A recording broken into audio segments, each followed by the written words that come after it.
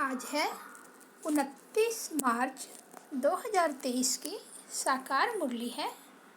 बाबा बोले, मीठे बच्चे, तुम्हारी याद अनकॉमन है। जिसे तुम इन आँखों से देखते नहीं उसे याद करते हो और उसकी याद से तुम्हारे विक्रम विनाश हो जाते हैं। आज का प्रश्न है, किस एक आदत का त्याग करो तो सब गुण स्वतः आते जाएंगे। उत्तर है, आधा कल्प से देह अभिमान में आने की आदत जो पक्की हो गई है, अब इस आदत का त्याग करो। शिव बाबा जो मोस्ट बिलोवड है उसे याद करो। कोई भी देहधारी की याद न रहे तो सब क्वालिफिकेशन आ जाएगी, डिफेक्ट निकल जाएंगे, आत्मा पवित्रता का सागर बन जाएगी, खुशी का पारा चढ़ा रहेगा, सब गुण स्वतः आते जाएंगे। गीत बजा है ओम नमो शिवाय, ओम शांति। बच्चों ने अपने बेहद के बाप की महिमा सुनी और बच्चों के आगे वह बेहद का बाप सन्मुख बैठा है। हर एक बच्चे की बुद्धि में यह जरूर आना चाहिए कि हम उस शिव बाबा जिसकी यह महिमा है उसके सन्मुख बैठे हैं और उनसे हम 21 जन्मों के लिए सदा सुख का वर्षा ले रहे हैं। यह याद आने से ही खुशी का पारा चढ़ना चाहिए। ऐसे नहीं जिस समय सामने सुनते हो उस समय याद रहे और फिर भूल जाओ। नहीं, भूलना नहीं चाहिए। बच्चे जानते हैं हम फिर से अपना राज्य भाग्य ले रहे हैं तो बुद्धि चली जाती है उस निराकार बाप की तरफ। उनको बुद्धि से जाना जाता है। दिन रात बुद्धि में यह याद रहना चाहिए, हम बेहद के बाप से भविष्य 21 जन्मों का वर्षा ले रहे हैं। निश्चय तो पक्का होता ही है। लौकिक माँ बाप में निश्चय बैठा फिर उनमें संशय थोड़े ही हो सकता है, परंतु यह नहीं पाते हैं। बुद्धि से बाप को जाना जाता है। बच्चे जानते हैं कि हम शिव बाबा के बने हैं, उनसे ही वर्षा मिलना है। हम कल्प कल्प उस बाप से वर्षा पाते हैं। बुद्धि में याद आता है, बाबा आप द्वारा हमको फिर से रजाई मिल रही है, हम हकदार हैं। जबकि हकदार हैं तो जरूर बाप को याद करना होगा। लौकिक बाप से वर्षा लेते हैं, वह तो बहुत याद पड़ जाता है। इसमें अनकॉमन बात यह है, जो बाप को याद करने से हमारे पाप भस्म होंगे, इसलिए बाप को याद करना पड़ता है। लौकिक बाप की याद तो ऑटोमेटिकली रहती है। इन आँखों से देखते हैं। बच्चा पैदा होता है और मम्मा बाबा कहता रहता, यह बाप इन आँखों से दिखाई नहीं पड़ता। बुद्धि से याद करना है, हम शिव बाबा की ब्रह्मा द्वारा संतान बने हैं और 21 जन्मों का वर्षा पाने के लिए श्रीमत पर पुरुषार्थ करते रहते हैं। इसमें पहले मुख्य है पवित्रता। जितना याद करेंगे बुद्धि पवित्र होती जाएगी। ऐसे नहीं समझना हम तो बच्चे हैं ही हैं, बाप को याद नहीं करेंगे तो विक्रम विनाश नहीं होंगे। बहुत बच्चे समझते हैं हम तो बच्चे हैं और बाप को याद नहीं करते। कहते हैं ना, मुख से राम राम कहो, परंतु इस राम का शिव बाबा का चित्र तो है नहीं, इसलिए मनुष्यों का बुद्धि योग चला जाता है उस राम तरफ। सदगति दाता शिव को तो सभी भूले हुए हैं। अभी तुम जानते हो शिव बाबा आया हुआ है। पहले तो जरूर रचयिता शिव बाबा आया होगा, तब ही स्वर्ग की रचना रची होगी। उसके बाद फिर राम का राज्य चला। अब तुम सतयुग त्रेता में राज्य करने के लिए बाप से वर्षा ले रहे हो। यह बुद्धि में चलना चाहिए। परमपिता परमात्मा शिव आते ही एक बार हैं। राम, सीता, लक्ष्मी नारायण आदि भी एक ही बार आते हैं। भले पुनर्जन्म लेते हैं, परंतु नाम रूप देश काल सभी बदल जाता है। राम सीता को भी प्रलोभन भोगने के लिए पुनर्जन्म लेते हैं। राम सीता भी प्रलोभन भोगने के लिए पुनर्जन्म लेते हैं।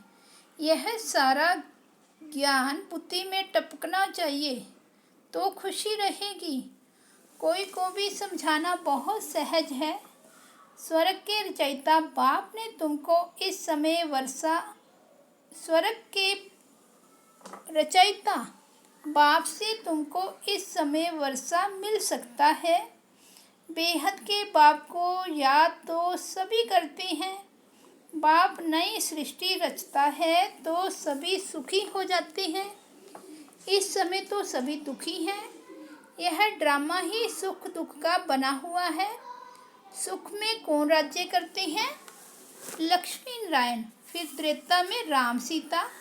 तुम जानते हो इतने वर्ष इस घराने का राज्य चलता है। क्रिश्चियन समझेंगे हमारे क्राइस्ट ने रजाई रची, फिर Edward the first, Edward the second राज्य करते आए। पास्ट होता जाता है ना। भारतवासियों को तो कुछ भी पता नहीं है। तुम बच्चे जानते हो सतयुग में लक्ष्मी नारायण का राज्य था, जिसको ही हेवन स्वर्ग कहा जाता है, जो बाप ही स्थापन करते हैं।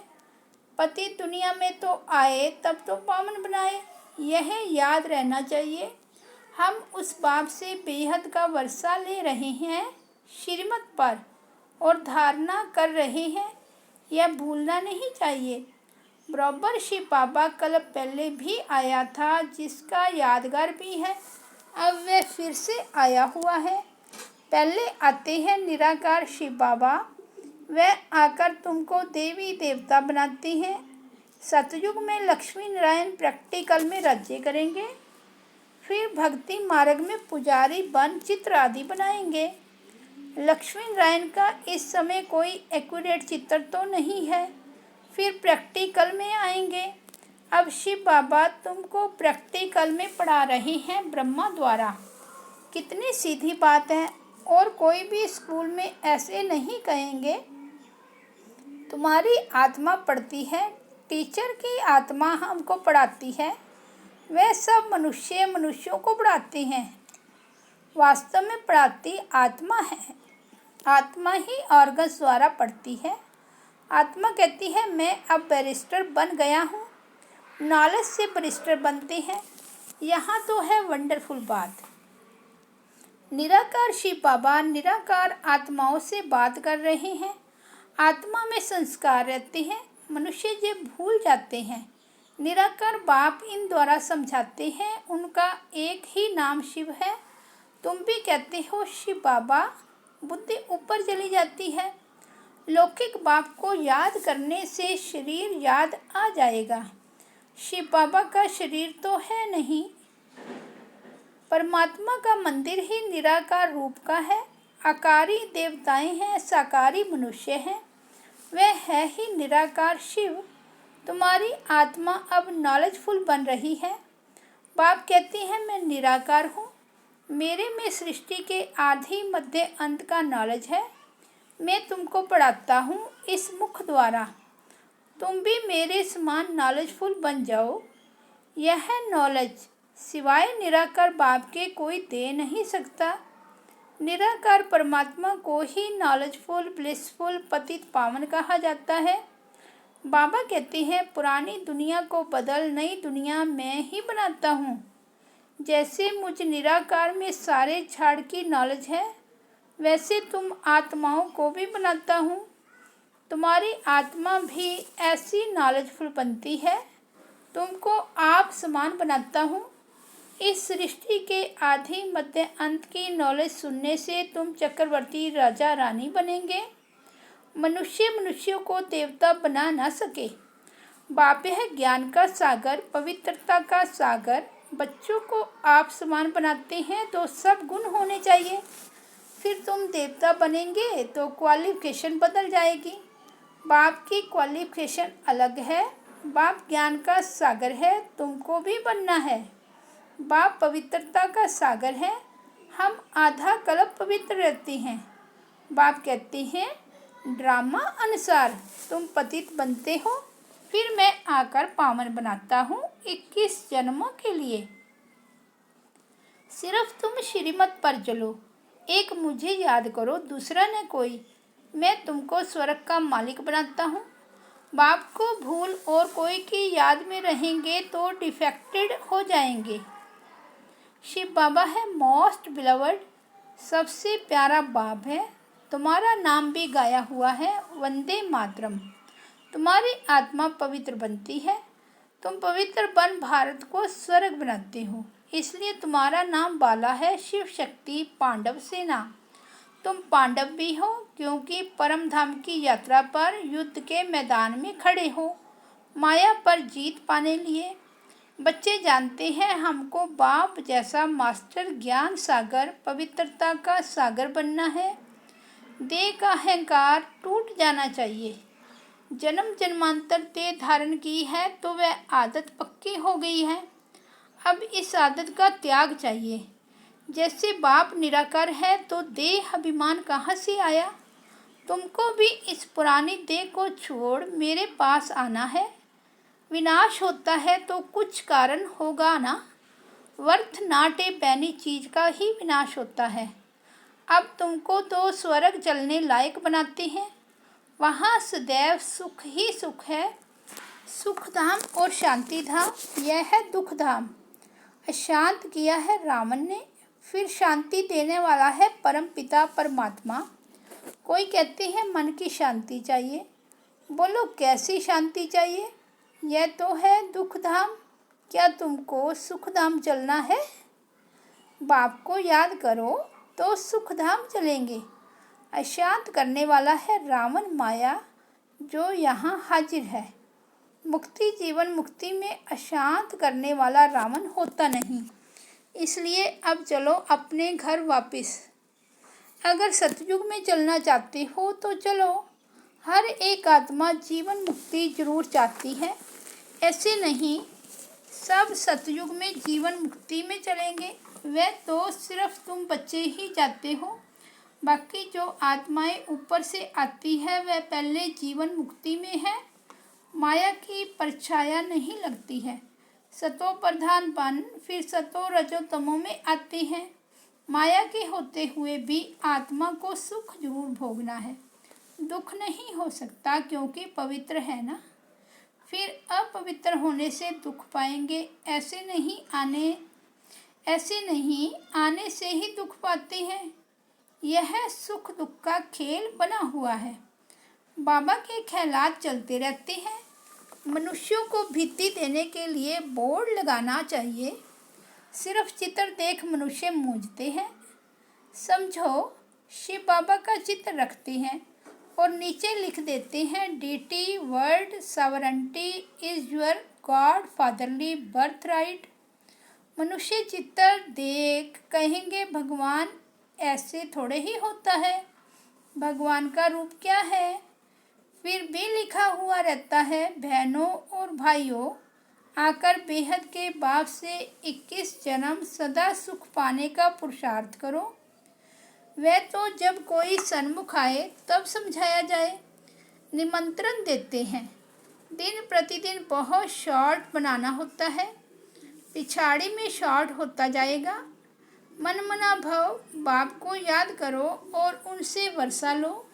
तो लिखना चाहिए बहनों भाइयों, सतयुग की राजाई 21 जन्मों के लिए बाप से आकर प्राप्त करो। इस होवनहार लड़ाई के पहले, इस लड़ाई से ही स्वर्ग के द्वार खुलते हैं। यह कोई दुनिया नहीं जानती, तुम जानते हो। इस लड़ाई से ही भारत सुखधाम बनेगा। वे कोशिश करते हैं लड़ाई ना लगे, तुम जानते हो। इस महाभारी महाभारत लड़ाई से ही महाविनाश होना है। सब आत्माओं को वापस जरूर जाना है क्योंकि खेल पूरा हुआ। फिर से पाठ बजाने आएंगे तो युक्ति से लिखना चाहिए। तुम हो रूहानी पंडे, वह है जिस्मानी देहधारी पंडे। तुम अपने को विदेही आत्मा देह से अलग समझते हो। तुम जानते हो बाप हम आत्माओं को ले जाएंगे, तो तुमको लिखना पड़े कि बेहद के बाप से आकर वर्षा लो। निराकार अक्षर जरूर लिखना है।